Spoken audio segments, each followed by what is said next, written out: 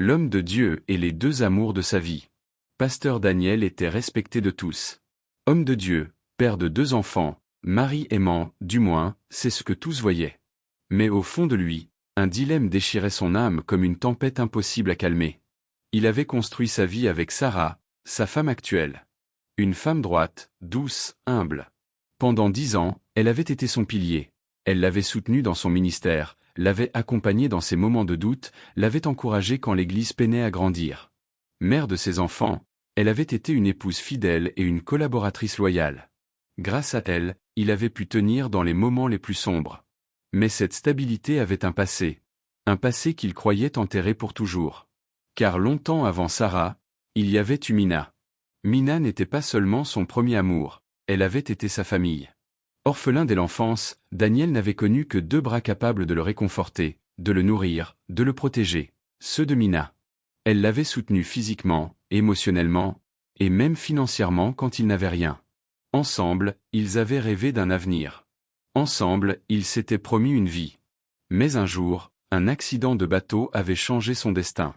Les secours avaient repêché des corps, mais pas celui de Mina.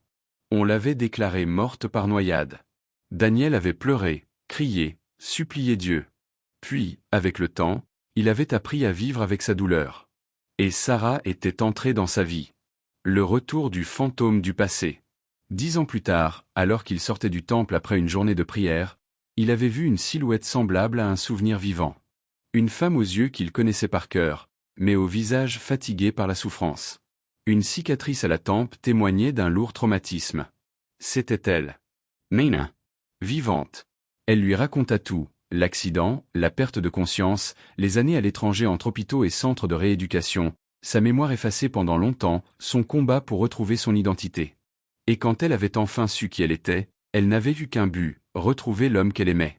Elle avait travaillé dur, économisé chaque centime, traversé des frontières, cherché son nom dans les registres, contacté des églises, jusqu'à le retrouver. Lorsqu'elle lui dit « Je suis revenu, comme je te l'avais promis », Daniel sentit son cœur exploser en 1000 morceaux. Le dilemme. Son statut d'homme de Dieu ne lui permettait pas la polygamie.